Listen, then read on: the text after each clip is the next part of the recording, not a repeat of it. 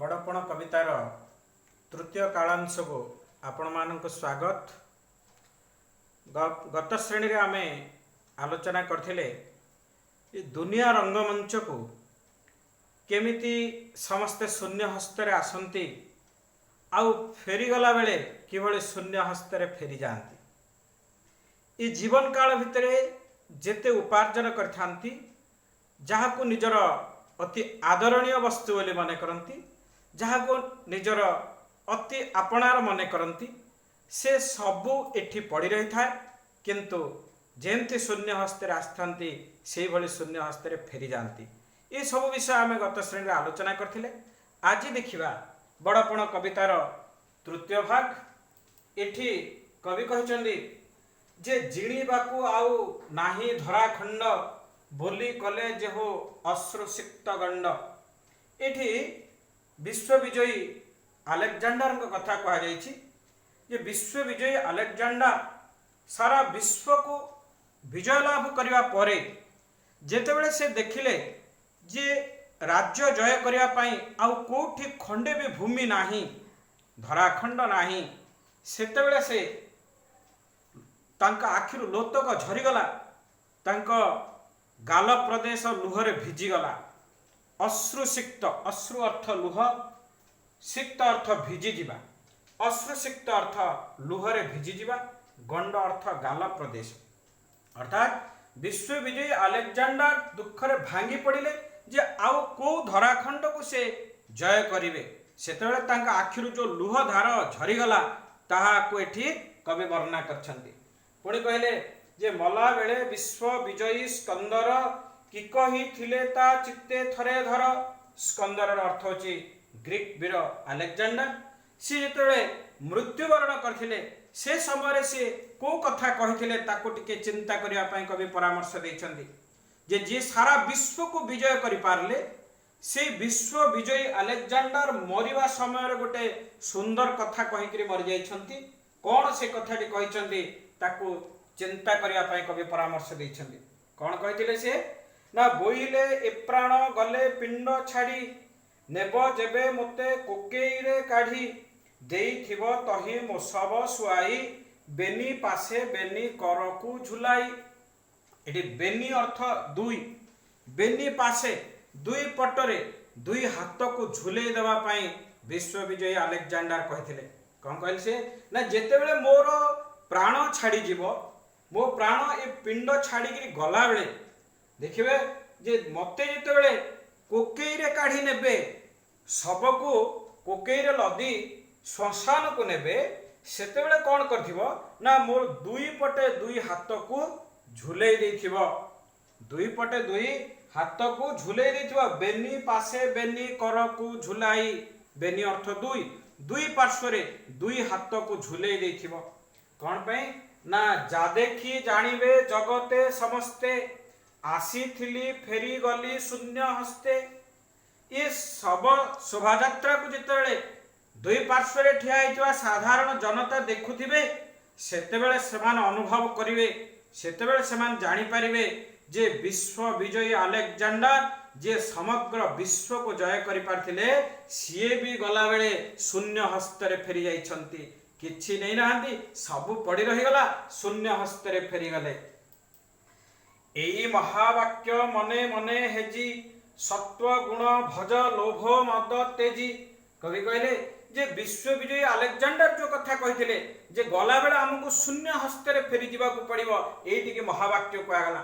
ये महावाक्य को मने मने हेजी, हेजी अर्थ मने पकाई तमे सत्व गुण को भज केमती ना लोभ माया मोह को त्याग करी, तेजी अर्थ त्याग करी। कवि परामर्श देले जे अलेक्जेंडर जो महावाक्य कथा गोटे चिरंतन सत्य कथा कहीगले जे आमे जहा अर्जी थिले मध्य गला बेला हमको शून्य हस्ते जीवाकू पड़िबो। एई महावाक्य को मने पकाई चिंता करी निजे गुरे सत्व गुण को भजिबा पई कहिसंती। जीवन समस्त माया मोह ममता को त्याग कर दी सत्व गुण को भजिबा पई कवि परामर्श दैछंती।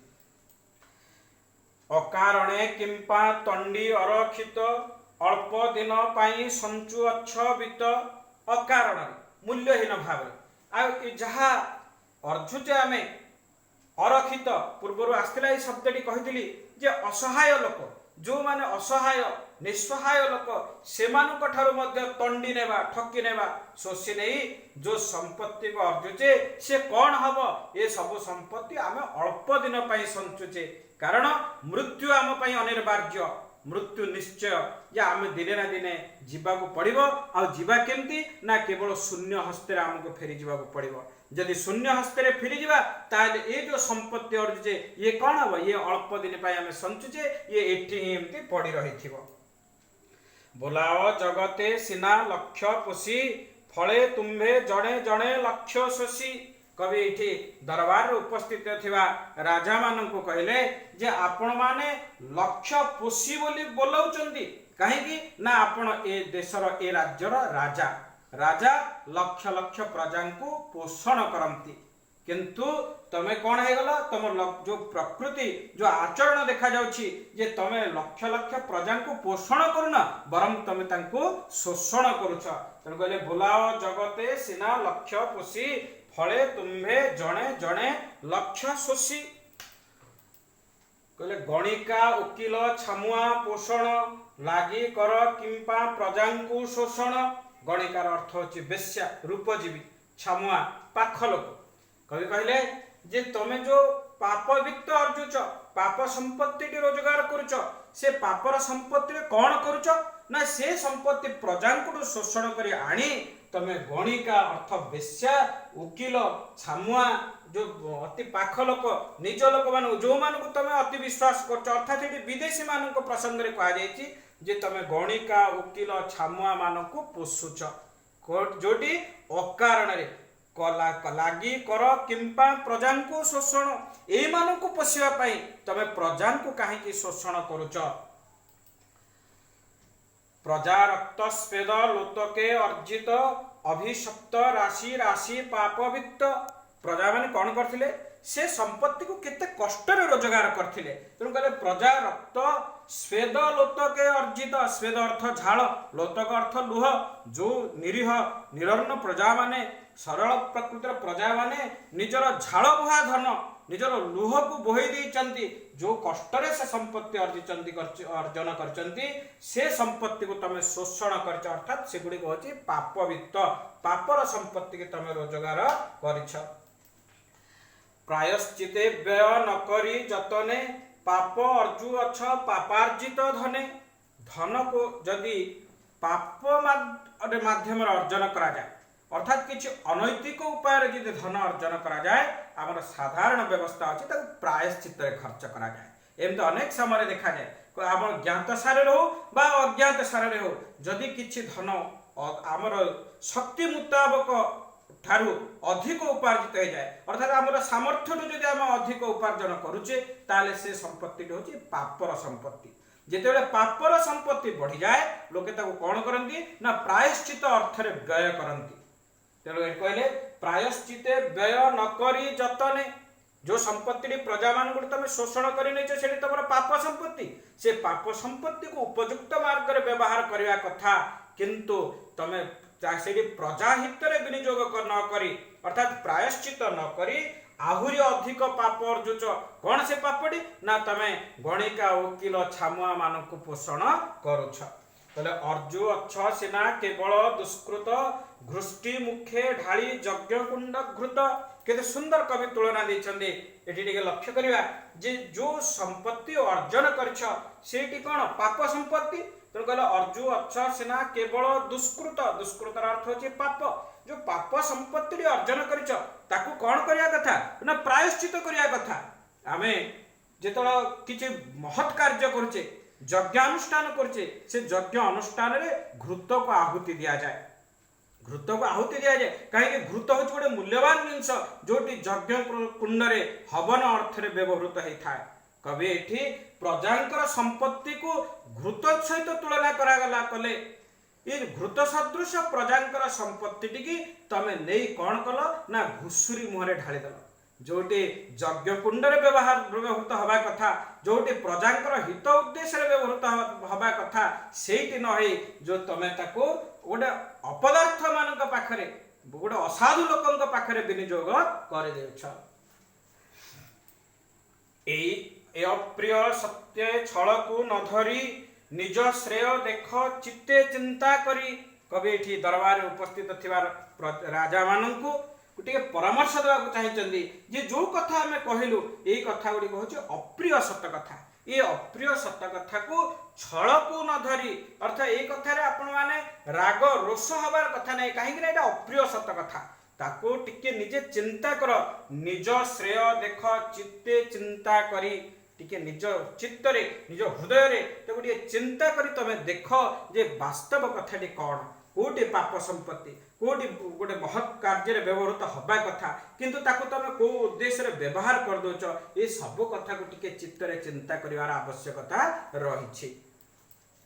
भग्न घटो आहा सलील जेसन सरी जाऊ अच्छी आयु प्रतिक्षण अति सुंदर कथा के उपस्थापन कले जे मनीष आयुषटी केमिति बेले बेले आम कहूचे जे मोर विराट बड़ लंबा जीवन रही लंबा जीवन रहीनी आम जीवन टे प्रति मुहूर्त सरी सरी जाउछि जेते बेले आम ये भूमिष्ठ हो गले जन्म नहीं गले से समय आमर काउंटडाउन आरंभ हो गला प्रति मुहूर्त आम मृत्यु आड़ को दौड़ी चलीचे धाई चलीचे केमिति ताको से सुंदर तुलना देले जे गोटे भंगा माठिया फाट सृष्टि होइथिबा माठिया पानी भर्ती थिले से जेमती धीरे धीरे झरी जाए सरी सरी पड़े जाए मनीषर आयुषटी होची ठीक सेमिति ये जन्म हवा परठू धीरे धीरे से सरीबारे लागिछि जेमती भंगा माठियारो पानी सरी जाए सेमिति प्रति मुहूर्त प्रति क्षण मनीषर आयुष सरी सरी जाउछि।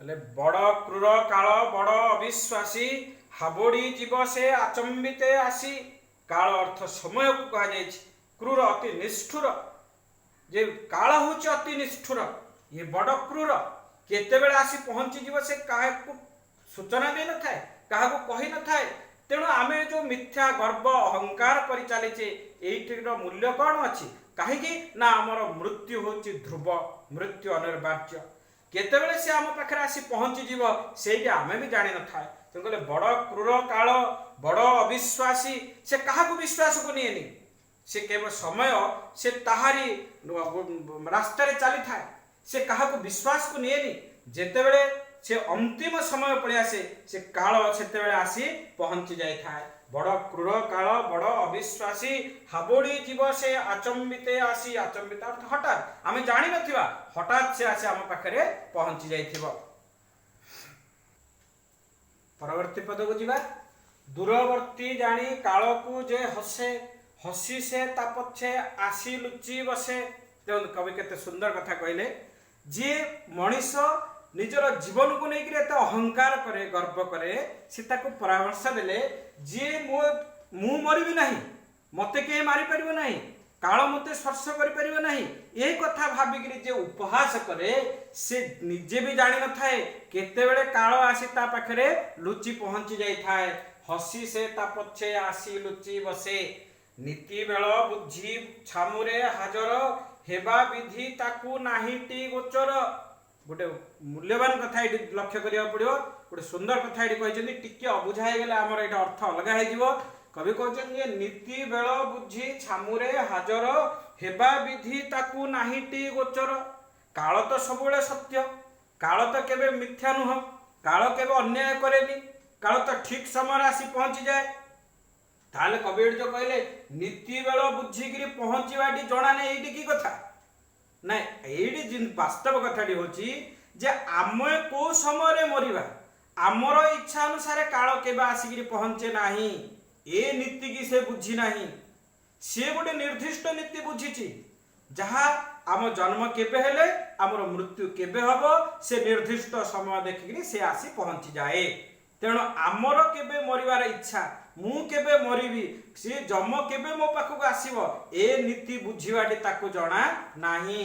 तेणु कहले नीति बेल बुद्धि छामुरे हाजर हेबा विधि ताकू नाहीटी गोचर गोचर अर्थ जानिबा जणा कहले केते दिन खेलु थिबो एही खेल पाखेई आसुछि से अंतिम बेल।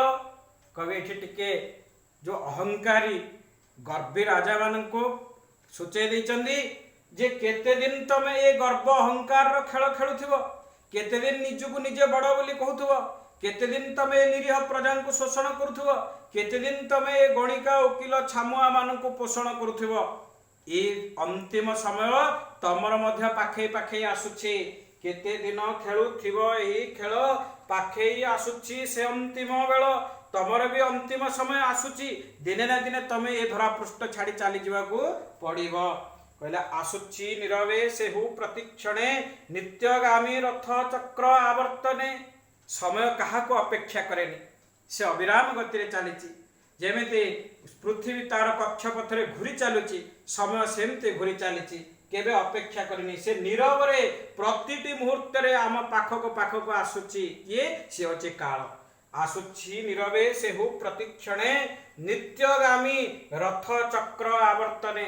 सबुबेले घुरुथुवार चक्र जेमती गोटे पर गोटे आसी जाए, सेमती प्रतिटी मुहूर्त रे काल आमर निकटरू निकटतर हेई आसुछि। आयु सूर्य जाए तले जेते गड़ी, तुम्भ माया जाए छाया परी बढ़ी। आयु सूर्य, आयुष रूपक सूर्य।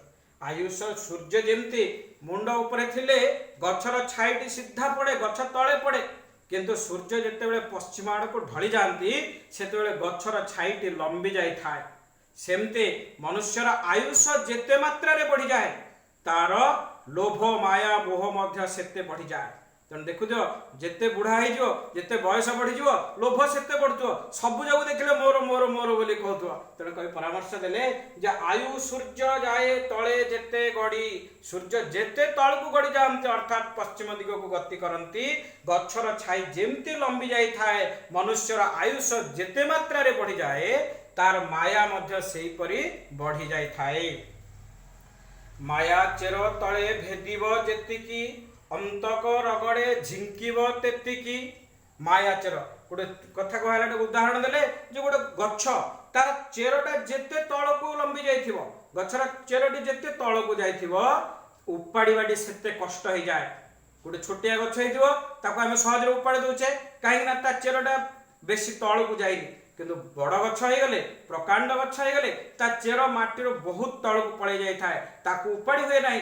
ठीक सेमते कवि वर्णना कले जे मनुष्यर माया जेते बढ़ी जाई थाए, लोभ माया जेते रही जाइथिबो, जेतेबेले मृत्यु आसी पहुंचीबो सेतेबेले मरियाडी भारी जंत्रणादायक हेइजो, बड़ कष्ट हेइजो। सेडे जम टाणुथो मु नै जिबि, याडे ये कहतो नाय नाय बाबा मु जिबिनी, काहे ना मोर एते सब जीवन काल भितर रोजगार कर दीची, उपार्जित कर दीची, ए सब मु छाड़ी करी जिबि केमिति, मनरे भारी कष्ट होथो। तेणु उपाड़ीबाटी भारी कष्ट हेइजो, अर्थात मरण समयटी जंत्रणादायक हेइजिवो।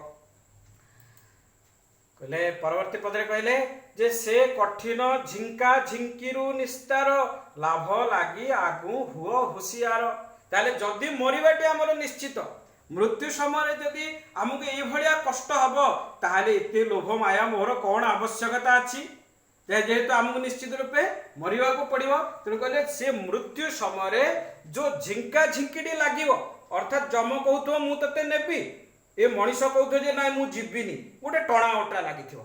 एइठु निस्तार लाभ करिया पाई हमको आगरु हुशियार हबाकू पड़िबो, हमको सावधान हबाकू पड़िबो। तेणु ए जो लोभ माया मोहठु हमको दूरे जाई गोटे सत्व गुण को आचरण करी केमिति हमर निर्वाण प्राप्ति हबो, केमिति आमे मुक्ति लाभ करिवा, सेही कथाटिके आलोचना करिवार रहिछि। तेणु ए लोभ माया मोह गर्वरु निवृत्त रहिबा पई कवि उपस्थित थिबा राजा मानकू परामर्श दैछन्ति। परवर्ती पदरे कहले बेल थाउ थाउ अरजी धर्म, जन्म अनुरूपे देखाओ करम। एबे हमर समय अछि, मृत्यु आमक पाखक आउरी पहुंचिनी, आउरी किछि समय हमर जीवन काल रे बाकी रहि जाइछि। तेणु ए जो अवशिष्ट समय आम पाखरे अछि, एतिकी समय को सदुपयोग करिया पाई कवि परामर्श दे कहले जे जे जो रूप रे जन्म लाभ करिच सेही अनुरूपे निजर कर्म कर, आचरण कर। जन्म अनुरूपे देखाओ कर्म, अर्थात तमे क्षत्रिय वंश रे जन्म लाभ करिच, तमे राजसिंहासन अलंकृत करिच, तेणु क्षात्र धर्म को रक्षा कर, प्रजा को किभଳି प्रतिपोषण करिया कथा, प्रजा को केमती गोटे स्नेह श्रद्धा भितर रखिया कथा, से आचरण को अवलंबन करिया पाई कवि एठी परामर्श दैछन्ति। ପରବର୍ତ୍ତୀ ପଦରେ କହିଲେ ଜନ୍ମ ଫଳ ଭବେ ବଡ଼ପଣ ପାଇ ଧର୍ମ ଫଳେ ତାକୁ କର ଚିରସ୍ଥାୟୀ। ଏଠି ବଡ଼ ସୁନ୍ଦର କଥା କହିଲେ ଯେ ମନୁଷ୍ୟ କେତେ ଲକ୍ଷ ଯୋନି ଭ୍ରମଣ କଲା ପରେ ସେ ମନୁଷ୍ୟ ଜନ୍ମ ପାଇଥାଏ। ଏଇଟି ଅତି ଗୋଟେ ଭଗବାନଙ୍କର ଶ୍ରେଷ୍ଠ ଜୀବନ ହେଉଛି ମନୁଷ୍ୟ ଜୀବନ। ପଶୁ ପକ୍ଷୀ ଇତର ପ୍ରାଣୀଙ୍କ ଠାରେ ଦୁଇଟି ଶକ୍ତି ଅଛି, ସେମାନେ ହେଉଛନ୍ତି କାୟାଧାରୀ ଆଉ ବାକ୍ୟଶୀଳ। କିନ୍ତୁ ମନୁଷ୍ୟ ପାଖରେ ଭଗବାନ ତିନୋଟି ଶକ୍ତି ଦେଇଛନ୍ତି, ସେ କାୟାଧାରୀ, ବାକ୍ୟଶୀଳ ଏବଂ ମନନଶୀଳ। କହିବାର ଅର୍ଥ ଯେ ମନୁଷ୍ୟ ଜନ୍ମଟି ବଡ଼ ଦୁଷ୍କୃତ ଜନ୍ମ, କେତେ ଜନ୍ମର ତପ କରିଥିଲେ ସେ ମଣିଷ ଜନ୍ମ ପାଏ। ତେଣୁ ଭଗବାନ ଯଦି ସୁଯୋଗ ଆମକୁ ଦେଇଛନ୍ତି, ଆମକୁ ମନୁଷ୍ୟ ଜନ୍ମଟିଏ ଦେଇଛନ୍ତି, ତାହେଲେ ସେ ମନୁଷ୍ୟ ଜନ୍ମକୁ ସ୍ଥାୟୀ କରିବା ପାଇଁ ହେଲେ ଆମକୁ ଧର୍ମ ଆଚରଣ କରିବାକୁ ପଡ଼ିବ। ତେଣୁ କହିଲେ ଧର୍ମ ଫଳେ ତାକୁ କର ଚିରସ୍ଥାୟୀ। ଧର୍ମ ଆଚରଣ କରି ତାକୁ ସ୍ଥାୟୀ କର। ଧର୍ମ ଏକ ପୋତ ଗଢ଼ିଛନ୍ତି ବିଧି ତରିବାକୁ ଏହି ସଂସାର ବାରିଧି। କବି ସୁନ୍ଦର ଉପସ୍ଥାପନ କଲେ ଯେ ସଂସାର ରୂପକ ସାଗରକୁ ପାରି ହେବାକୁ ହେଲେ ଆମକୁ ଧର୍ମର ନାଁରେ ବସିବାକୁ ପଡ଼ିବ। ଭଗବାନ ଏ ସଂସାରକୁ ପାରି ହେବା ପାଇଁ ଧର୍ମ ରୂପକ ନୌକାଟିଏ ତିଆରି କରିଛନ୍ତି। ଧର୍ମ ଏକ ପୋତ ଗଢ଼ିଛନ୍ତି ବିଧି। ପୋତ ଅର୍ଥ ନୌକା ବା ଡଙ୍ଗା। ଯେମିତି ଗୋଟେ ଜଳଭାଗକୁ ସମୁଦ୍ରକୁ ପାରି ହେବାକୁ ହେଲେ ଡଙ୍ଗାଟିଏ ଦରକାର, ନୌକାଟିଏ ଦରକାର। ଠିକ୍ ସେମିତି ଏ ସଂସାର ରୂପକ ବାରିଧିକୁ ପାରି ହେବାକୁ ହେଲେ ଧର୍ମ ରୂପକ ନୌକାଟିଏ ଦରକାର, ଯୋଉଠିକି ଭଗବାନ ଗଢ଼ିଛନ୍ତି। ଆମେ ତାକୁ କେବଳ ଆଦରି ନେବା, ଆଚରଣ କରିବାଟି ହେଉଛି ଆମର କର୍ତ୍ତବ୍ୟ। ଧର୍ମ ଏକା ସିନା ମହତ୍ତ ପଣିଆ ଆଉ ବଡ଼ପଣ ଅଢ଼େଇ ଦିନିଆ। ଅଢ଼େଇ ଦିନିଆର ଅର୍ଥ ହେଉଛି କ୍ଷଣସ୍ଥାୟୀ, ଅଳ୍ପ ସମୟ ପାଇଁ। ଯେ ଧର୍ମକୁ ଛାଡ଼ିଦେଲେ ଏ ଦୁନିଆରେ ଆଉ ଯାହା ବି ସବୁ ଅଛି ଏ ସବୁ ଅଢ଼େଇ ଦିନିଆ, କ୍ଷଣସ୍ଥାୟୀ। କାହିଁକି ନା ଆମେ ଯାହା ରୋଜଗାର କରିଥିବା, ଯାହାକୁ ଅତି ନିଜର କହୁଥିବା, ସେ ସବୁ ଏଇଠି ପଡ଼ିଥିବା, ଆମେ ପଳେଇ ଯିବା। ତ ନେଇକିରି ଯିବା କ'ଣ? ଆମେ ଯେଉଁ ଧର୍ମ ଅର୍ଜନ କରିଛେ ତାକୁ ହିଁ ନେବା। ତେଣୁ କହିଲେ ଧର୍ମ ଏକା ସିନା ମହତ୍ତ ପଣିଆ ଆଉ ବଡ଼ପଣ ଅଢ଼େଇ ଦିନିଆ। ଆଉ ବଡ଼ପଣର କୌଣସି ମୂଲ୍ୟ ନାହିଁ। ବଡ଼ପଣ ଭାଇ ଏକା ସିନା ସେହି ଛଡ଼ାଇ କେହି ଯା ନ ପାରଇ ନେଇ। କୋଉଠିକି ଆମେ ବଡ଼ପଣ କହିବା ନା ସେଇଠି ହେଉଛି ବଡ଼ପଣ, ଯେଉଁ ବଡ଼ପଣଟିକୁ କେହି ଛଡ଼େଇ ନେଇପାରନ୍ତି ନାହିଁ। ବାକି ତ ଯାହା ଅଛି ନେଇଯିବେ। ଏ ଘର ଅଛି, ଆମେ ପଳେଇବା, ଆମ ପୁଅ ନାତି ଭୋଗ କରିବେ। ଧନ ସମ୍ପତ୍ତି ଅଛି, ଇଏ ପଡ଼ିଥିବ, କେତେବେଳେ ଚୋର ବି ଆକୁ ନେଇଯିବା, ଆମେ ତାକୁ ରଖିପାରିବା ନାହିଁ। ତାହେଲେ ସେଇଠି କେମିତି ବଡ଼ପଣ? କିନ୍ତୁ କେଉଁ ବଡ଼ପଣଟିକୁ ଆମ ପାଖରୁ କେହି ବି ଛଡ଼େଇ ନେଇପାରିବେ ନାହିଁ, ସେ ବଡ଼ପଣଟି ହେଉଛି ଆମର ଧର୍ମ। ତେଣୁ କହିଲେ ବଡ଼ପଣ ଭାଇ ଏକା ସିନା ସେହି ଛଡ଼ାଇ କେହି ଯା ନ ପାରଇ ନେଇ। ବଡ଼ପଣ ସେହି ଅନ୍ତେ ସୁଧା ଯାର ସୌରଭେ ଚହଟୁ ଥାଏ ଏ ସଂସାର। ଗୋଟେ ସୁନ୍ଦର କଥା କହିଲେ ଯେ ମନୁଷ୍ୟ ତ ନିଶ୍ଚିତ ରୂପେ ମରିବ, ମୃତ୍ୟୁ ତା ପାଇଁ ତ ଅନିବାର୍ଯ୍ୟ। କିନ୍ତୁ ମରଣ ସମୟରେ ମଧ୍ୟ ଶ୍ମଶାନରେ ଦାହ କରୁଥିବା ବେଳେ ଉପସ୍ଥିତ ଥିବା ଲୋକ ଯଦି ପାଟିରୁ ଦୁଇ ପଦ ପ୍ରଶଂସା କଥା ବାହାରେ, ଲୋକ ଯଦି ଭଲ କହନ୍ତି, ତାହେଲେ ସେଇଠି ହେଉଛି ଆମର ବଡ଼ପଣ। ସେଇଠି ହେଉଛି ତାକୁ ହିଁ ଆମେ କେବଳ ସାଥିରେ ନେଇକରି ଯାଇପାରିବା, ବାକି ସବୁ ଏଇଠି ପଡ଼ିଥିବ। କହିଲେ ବଡ଼ପଣ ସେହି ଅନ୍ତେ ସୁଧା ଯାର। ଅନ୍ତ୍ୟ ଅର୍ଥ ଶେଷରେ, ଶେଷରେ ମଧ୍ୟ ଯାର ସୁଗନ୍ଧ ରହିଥାଏ। ସୌରଭେ ଚହଟୁ ଥାଏ ଏ ସଂସାର। ଚହଟୁ ଥାଏ ଅର୍ଥ ମହକ, ସୌରଭ ଅର୍ଥ ସୁଗନ୍ଧି। ଯେଉଁ ଧର୍ମ କାର୍ଯ୍ୟ ଦ୍ୱାରା, ଯେଉଁ ମହତ୍ କାର୍ଯ୍ୟ ଦ୍ୱାରା ଆମର ମୃତ୍ୟୁ ପରେ ମଧ୍ୟ, ଆମର ଶେଷରେ ମଧ୍ୟ ତାର କିଛି ମହତ୍ ରହିଥାଏ, ଲୋକ ତାକୁ ଯଦି କିଛି ପ୍ରଶଂସା କରନ୍ତି, ତାର ଯଦି କିଛି ସୁଗନ୍ଧ ରହିଥାଏ, ତାହେଲେ ସେଇଟିକି ଆମେ ବଡ଼ପଣ ବୋଲି କହିବା। ପୁଣି କହିଲେ ଯେ ବଡ଼ପଣେ ସିନା ସେହି ତାକୁ ଗଣି ଯେଉଁ ବଡ଼ପଣ ଦ୍ୱିଲୋକ ସାଧିନି। ଆମେ ତାକୁ ବଡ଼ପଣରେ ଗଣିବା। ଗଣିବା ଅର୍ଥରେ ହିସାବ କରିବା ଅର୍ଥରେ କୁହାଯାଉଛି ଯେ କୋଉଠିକି ଆମେ ବଡ଼ପଣ ବୋଲି କହିବା? ଯେଉଁ ବଡ଼ପଣ ଦ୍ୱାରା ଦୁଇ ଲୋକର ହିତ ସାଧନ ହେଉଥିବ। ଦ୍ୱିଲୋକ ସାଧିନି, ଦୁଇ ଅର୍ଥ ଦୁଇ, ଦୁଇ ଲୋକରେ ସାଧନ ଅର୍ଥ ସ୍ୱର୍ଗଲୋକ ଏବଂ ମର୍ତ୍ତ୍ୟଲୋକ। ଯେଉଁ କାର୍ଯ୍ୟ ସ୍ୱର୍ଗ ଓ ମର୍ତ୍ତ୍ୟ ଦୁଇ ଲୋକରେ ମଙ୍ଗଳ କରିଥାଏ, ସେଇ କାର୍ଯ୍ୟଟିକୁ ଆମେ ବଡ଼ପଣ ବୋଲି କହିବା। ତେଣୁ କହିଲେ ବଡ଼ପଣ ସିନା ସେହି ତାକୁ ଗଣି ଯେଉଁ ବଡ଼ପଣ ଦୁଇ ଲୋକ ସାଧିନି।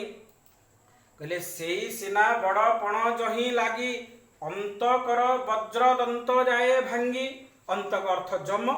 ଯେଉଁ ବଡ଼ପଣ କଥା ଏଠି କୁହାଯାଇଛି, ଆମେ କେଉଁ ବଡ଼ପଣକୁ ଆଚରଣ କରିବା ନା ଯେଉଁ ବଡ଼ପଣଟିକୁ ଆମେ ସାଥିରେ ନେଇକିରି ଯିବା। ସିଏ ଏଇଠି ରହିଯିବନି, अर्थात तुम धर्म, तुम जश, तुम कीर्ति, तुम ख्याति ये सब को लेकर जीव। तेणु से सीना बड़पण जो ही लगी अंतकर वज्रदंत भांगी जाए। अंतकर जम जम मध्य से बड़पण को स्पर्श करें ना। मुझे गोटे उदाहरण कहबी, विवेकानंद कथा आम कह। विवेकानंद जीवन में जो धर्म प्रचार कले, जो जीवन महत् बाणी देले, सी तो सी नहांती, विवेकानंद पलि गले, किंतु आज पर्यंत से महत् बाणी, से धर्म, से कीर्ति तांकर बंची रही। अर्थ जम तांको स्पर्श करि नाही। तेणु से भाया बड़पण को आचरण करने कवि कहते जे जो बड़पण रे अंतकर वज्रदंत मध्य भांगी जीव, किंतु से बड़पणर कौन से क्षति हब नाही। तेणु से ही बड़पणे बल मती की काल न पारिब पशिजा कति की, कति की अर्थ निकट को। तेणु आम से बड़पण को मन बड़ेवा, मती अर्थ मन, आम मन को से बड़पण पाखे पहुँचेवा जो बड़पण आमर इहलोक एवं परलोक आमर प्रशंसा करुवा, जो बड़पण स्वर्गलोक मर्त्यलोकर महत् साधन करुवा, मंगल करिपारुवा, से बड़पण को मन बड़ेवा कथा कहगला। जो बड़पण पाखरे काल मध्य पशि पारिब नाही। हेला कर नाही पाइए सुविधा, लभिबाकू से ही बड़पण निदा। आमे आउ हेला करवानी कहीं ना भगवान आमको केते जन्मर तपस्या फल केते जन्मर तपस्या पर ए मनीष जन्मटी देइचंती। 84 लाख जोनि भ्रमण कला परे मनुष्य आसी ये मनुष्य जन्म पाए। तेणु मनुष्य जन्मटी जिते बेला आमको मिली, ये आम गोटे सुवर्ण सुजोग। यही सुजोग भितर आम से निदा बड़पण को लाभ करने दरकार, जो बड़पणटी आमर परे मध्य आमर प्रशंसा करुवा, लोक आमको प्रशंसा करुवे एवं ता दुनियार मंगल साधन करुवा, समाजर मंगल कार्य व्यवहृत हो पार्थुवा। ते कहले संसार त्वक सार बड़पण, लाल सारू निय बाहुड़ाई मन। त्वक सार अर्थ मूल्य है ना, ये सुंदर भाई देख, संसार त्वक सार बड़पण लाल सारू मन बाहुड़े नवा कथा कहा जायछि। अर्थात संसार भितरे जोटी मूल्यहीन, जो बड़पणर कौन मूल्य नाही, से बड़पण को आदरी नवा आचरी नवार कौन कारण नाही। सेठू मन को बदलई नहीं से मूल्य थिबा बड़पण उपरे आदरी नवा को कवि एठी परामर्श देइछंती। कहले उदासीन नेत्रे दुनियार मान, देखी कर मन धर्मे एकतान। उदासीन नेत्र रे देखिवा कथा कहा जायछि। उदासीन नेत्र रे ए दुनिया रे जोटी महान ताकू आमे आचरी नवा, मन प्राण ये सब को एकतान करी से धर्म कार्य को आचरी नवा पाई कवि परामर्श देइछंती। पुणी कहले जे राज धर्मे आत्म तत्वे देई मति, उच्च होई लभ उच्चतर गति। कवि एठे दरबार उपस्थित थिबा राजा मान को परामर्श देले जे तमे राजवंश रे जन्म होइछ, तेणु राजधर्मटी कौन ताकू आत्मज्ञान लाभ करवा दरकार। से आत्मज्ञान तमर दरकार। राजधर्मे आत्मतत्वे देई मति, जेहेतु तुम राजवंश रे जन्म करिछ, राजधर्म कौन से ज्ञानटी लाभ करवा दरकार। कहीं से लाभ कर सारा तुम निजे उच्च हो एवं उच्चतर गति लाभ कर। तेणु राजधर्मे आत्मतत्वे देई मति, उच्च होई लभ उच्चतर गति। शेष कवि दरबार उपस्थित थिबा राजा मानकु निजर छात्र धर्म को पालन करने, निजर राजधर्म को पालन करने परामर्श देइछंती। एवं ये जो मिथ्या अहंकार गर्व ठारू दूरे जावाई निवृत्त रही कवि परामर्श दे ए कविता को ये शेष करछंती। कविताटर संपूर्ण विषय वस्तु का आम आलोचना करदेले।